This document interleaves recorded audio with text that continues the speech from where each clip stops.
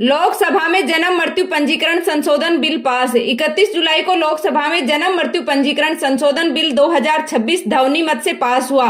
लोकसभा और राज्यसभा 3 अगस्त तक के लिए स्थगित कर दी गई है। राम मंदिर चढ़ावा चोरी पर विपक्ष का प्रदर्शन। विपक्षी सांसदों ने शुक्रवार को संसद परिसर में राम मंदिर चढ़ावा चोरी को लेकर प्रदर्शन किया। सांसद पप्पू यादव पुजारी के वेश में दान पेटी लेकर पहुंचे। राहुल गांधी समेत विपक्षी सांसदों ने दान पेटी में चंदा डाला। विपक्षी सांसद अमित शाह संसद से गायब क्यों के बैनर लेकर संसद पहुंचे थे। आईबी अफसर की हत्या के दोषी पार्षद ताहिर समेत 5 को उम्र कैद। 2020 के दिल्ली दंगों के दौरान आईबी अधिकारी अंकित शर्मा की हत्या के मामले में कड़कड़डूमा कोर्ट ने शुक्रवार को पूर्व पार्षद ताहिर हुसैन समेत 5 दोषियों को उम्र कैद की सजा सुनाई। कोर्ट ने कहा कि यह बेहद गंभीर घटना थी जिसने समाज को झकझोर दिया। दिल्ली पुलिस ने दोषियों के लिए फांसी की सजा की मांग की थी। मंत्री जितेंद्र सिंह के खिलाफ विशेषाधिकार नोटिस। कांग्रेस ने केंद्रीय मंत्री जितेंद्र सिंह के संसद में दिए गए बयान को लेकर उनके खिलाफ विशेषाधिकार हनन का प्रस्ताव पेश किया है। सिंह ने कहा कि जंतर मंतर और संसद मार्च में प्रदर्शनकारियों पर फायरिंग नहीं हुई थी। जंतर मंतर पर घायल पुलिस कर्मियों के परिजन बोले प्रोटेस्ट में गुंडे भी थे। सीजेपी के प्रदर्शन में घायल दिल्ली पुलिस और सुरक्षा बलों के परिजनों ने शुक्रवार को प्रेस कॉन्फ्रेंस की।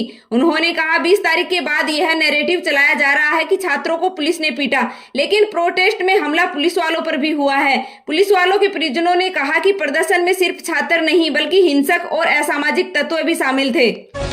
भरत एनकाउंटर में पहली गोली मारने वाला एसटीएफ जवान गिरफ्तार। बिहार में भोजपुर के भरत तिवारी एनकाउंटर में बड़ी कार्यवाही हुई। उस पर गोली चलाने वाले बिहार एसटीएफ के जवान अक्षय कुमार को गिरफ्तार कर लिया। बिहार सीएम से परिवार की मुलाकात के बाद यह एक्शन लिया गया।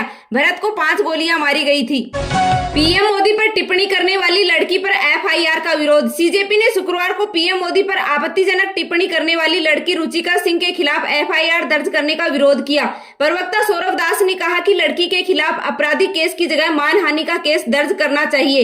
इस देश में लोग चलते फिरते गाली देते हैं, यह अपराध कैसे बन गया। रुचिका के खिलाफ शिकायत गाजियाबाद की रहने वाली स्मृति सिंह ने दर्ज कराई थी। सीएम शुभेंदु की जानकारी जुटा रहा जैश का आतंकी गिरफ्तार। बंगाल की स्पेशल टास्क फोर्स में पूर्वी बर्धमान जिले के जैश ए मोहम्मद के संदिग्ध आतंकी हामी मंडल को गिरफ्तार किया है। पुलिस के मुताबिक मंडल के मोबाइल और घर से मिले दस्तावेजों से पता चला है कि मुख्यमंत्री शुभेंदु अधिकारी व बड़े नेताओं की गतिविधियों के बारे में जानकारी जुटा रहा था। बिहार में मिडिल स्कूल के बच्चों का प्रदर्शन। बिहार के गया जिले की टिकारी मिडिल स्कूल के जेन अल्फा बच्चों ने बुनियादी सुविधाओं की मांग को लेकर प्रदर्शन किया। खराब मिड डे मील, टूटी बेंच और पानी की समस्या से परेशान होकर स्कूल के छात्रों ने नारे लगाए। इस समस्या की शिकायत करके एसडीएम को बुलाया गया।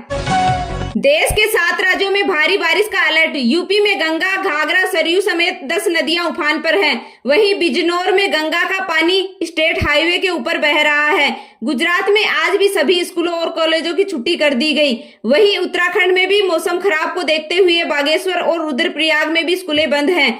पश्चिमी राजस्थान के जिलों में गर्मी बढ़ गई है। जैसलमेर, बाड़मेर में तापमान 40 डिग्री के पार चला गया। मौसम विभाग ने राजस्थान, मध्य प्रदेश, बिहार समेत 7 राज्यों में भारी बारिश का अलर्ट जारी किया है। स्पेन में घुसने पहुंचे हजारों प्रवासी, 34 की हुई मौत। गुरुवार सुबह 3000 प्रवासी एक साथ स्पेन में प्रवेश करने की कोशिश कर रहे थे। सीमा पर पुलिस की घेराबंदी के कारण भगदड़ मच गई, जिसके कारण 34 अफ्रीकी प्रवासियों की मौत हो गई। इस दौरान स्पेन और मोरक्को के 100 से ज्यादा सैनिक भी घायल हो गए। स्पेन सरकार ने कहा कि 24 घंटे में मोरक्को की तरफ से करीब 60,000 लोग सयूटा शहर में प्रवेश कर चुके हैं। अमेरिका में ईरान पर हमले रोकने का बिल 1 वोट से गिरा। ईरान के खिलाफ सैन्य कार्रवाई रोकने का प्रस्ताव अमेरिकी सीनेट में 1 वोट से गिर गया है। गुरुवार को हुई वोटिंग में इसके पक्ष में 49 और विरोध में 50 वोट पड़े। ट्रंप की पार्टी के एक सांसद वोटिंग में शामिल नहीं हुए। पाकिस्तान की कोयला खदान में मीथेन गैस विस्फोट। पाकिस्तान के बलूचिस्तान प्रांत में एक कोयला खदान में मीथेन गैस विस्फोट होने से 34 खनिकों की मौत हो गई। हादसा केटा के बाहरी इलाके में स्थित खदान में हुआ। रात भर चले बचाव अभियान के बाद सभी शव बरामद कर लिए गए हैं। वनडे वर्ल्ड कप 2027 के 12 मेजबान शहरों का ऐलान। आईसीसी ने 2027 वनडे वर्ल्ड कप के लिए 12 मेजबान शहरों का ऐलान कर दिया है। टूर्नामेंट 4 अक्टूबर से 21 नवंबर तक साउथ अफ्रीका, जिम्बाब्वे, नामीबिया में खेला जाएगा। साउथ अफ्रीका में 8 वेन्यू रखे गए हैं। 24 साल बाद अफ्रीका वर्ल्ड कप की मेजबानी करेगा।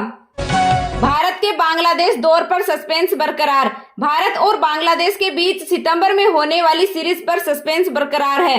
बांग्लादेश क्रिकेट बोर्ड के प्रेसिडेंट तमीम इकबाल ने अब सरकार से गुहार लगाई है कि विदेश मंत्रालय भारत से बात करे। भारत को बांग्लादेश दौरे पर 3 वनडे और 3 T20 मैच खेलने हैं।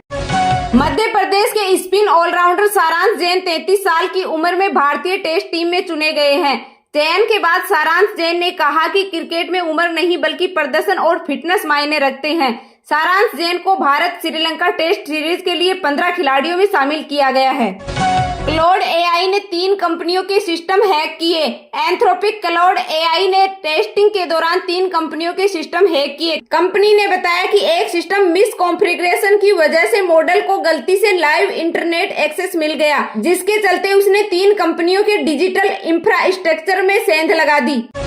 कॉमनवेल्थ गेम्स में भारतीय खिलाड़ियों का शानदार प्रदर्शन जारी। अस्मिता डे और हर्ष सिंह ने जूडो में गोल्ड मेडल जीतकर रचा इतिहास। भारत की अस्मिता डे ने 48 केजी वर्ग में स्वर्ण पदक जीतने वाली पहली भारतीय जूडोका बनने का गौरव हासिल किया, जबकि हर्ष सिंह 60 केजी कैटेगरी के फाइनल में गोल्ड मेडल जीतने वाले पहले भारतीय पुरुष जूडोका बन गए। बॉक्सिंग में जादूमणि सिंह ने फाइनल में जगह बना ली। वहीं महिलाओं के 70 केजी वर्ग में एथलीट अरुंधति चौधरी ने फाइनल में अपनी जगह पक्की कर ली। भारत 19 मेडल जीत करके कॉमनवेल्थ गेम्स की मेडल टैली में 9वें स्थान पर है।